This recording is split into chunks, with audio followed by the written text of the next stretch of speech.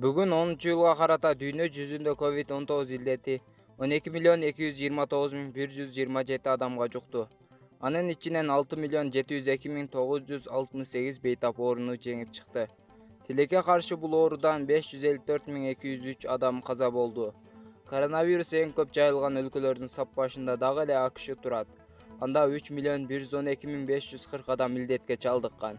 Айыккандар 969.111, каза болгондор 133.209. Бразилияда вирус 1.755.779 адамга жукту. 154.591 бейтабы ооруну жеңсе, 69.184 бейтап кайтыш болду. Ал эми Индияда 767.296 адам вируска кабылган. Тилекке каршы 21.129 бейтап көз жумса, 476.378 бейтап оорудан сагайган. Жогорудагы маалымат АКШдагы Джон Хопкинс атындагы университеттин сайтынан алынды.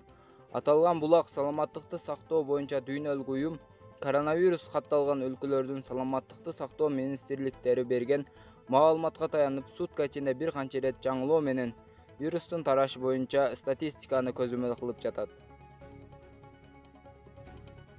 Боливиянын убактылуу президенти Жанин Анес коронавирус жуктуруп алды. Бул тууралуу ал өзүнүн Twitter баракчасына жазып чыккан. Дүйнөлүк жалпыга маалымдоо каражаттары жазып чыгышты. Жазылган маалыматка ылайык ал COVID-19 инфекциясына каршы тест тапшырган. Жыйынтыгы вирус бар экендигин көрсөткөн. Вируска каршы тест тапшырдым. Натыйжада коронавирус бар болуп чыкты. Абалым туруктуу, изоляцияда болуп ишимди уланта берем деп ал Twitter баракчасына жазган. Жанин Анес бул кызматка 2019-жылы ноябрда аталган өлкөнүн мурунку президенти Эво Моралес отставкага кеткен жарыялагандан кийин киришкен. Ысык көлдүн Тоң районунда 9-iyul күнү саат 10:00 чамасында балыкчы Кочкор унаа жолунун 4-чакырымында Volkswagen Passat унаасы менен Шахман оор жүк ташуучу унаасынын катышуусунда жол кырсыгы катталган. Бул тууралуу ÖKM'нын басма сөз кызматынан билдиришти. Кырсыктын кесепетинен 2 эркек жана 1 аял каза болуп, дагы 3 өспүрүм ар кандай жаракат алышкан. Окуя болгон жерге ÖKM'нин балыкчы шаардык бөлүмүнүн 4-куткаруучу тез жардам жана ИИМдин кызматкерлери барышкан. Куткаруучулар каза болгондорду унаадан чыгарышып, медицина кызматкерлерине өткөрүп беришкен. Ал эми жабыркаган өспүрүмдөрдү тез жардам кызматы шаардык ооруканага алып кеткен. Бир сутка ичинде коронавирустан 6 пневмониядан 40 адам каза болду. Бул тууралуу бүгүн 10-жылда коомдук саламаттыкты сактоо башкармалыгынын башчысы Айнура Ахматова брифингде билдирди. Кыргыз-түрк достук ооруканасынан бир эркек киши 90 жашта. Жайыл аймактык ооруканасынын 2 аялдар 70 жана 69 жашта. Жалал-Абад облустук ооруканасынын 2 эркектер 49 жана 53 жашта. Нарын облустук ооруканасынын 1 аял киши 61 жашта. Жалпы каза болгондордун саны 122 кишини түздү. Бир сутка ичинде пневмониядан 40 бейтап каза болду.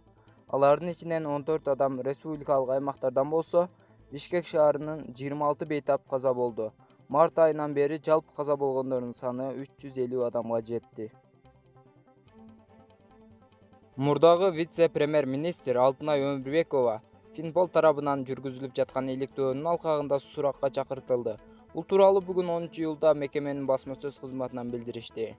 Экономикалык кылмыштуулукка каршы күрөшүү боюнча мамлекеттик кызмат тарабынан саламаттыкты сактоо министрлигиндеги айрым кызмат ээлеринин кээ бир фармацевтик компаниялардын кызыкчылыгын көздөп, коррупциялык иштерге баруу фактысы аныкталып, сотко чейин кылмыш иши ачылган.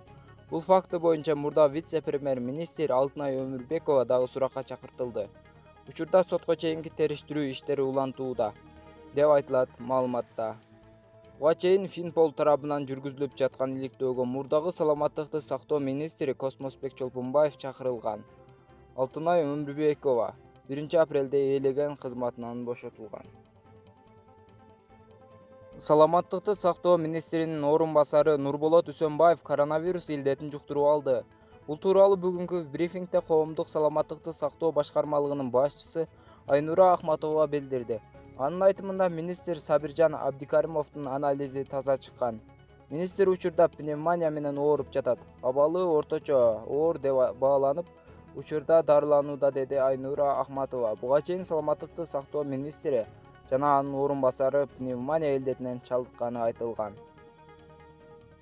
Шашылыш билдирүү. Өлкө аймагында 10-11 июлда туруксуз аба ырайы күтүлөт. Бул тууралуу Өзгөчө кырдаал министрлигинин басма-сөз кызматынан билдиришти.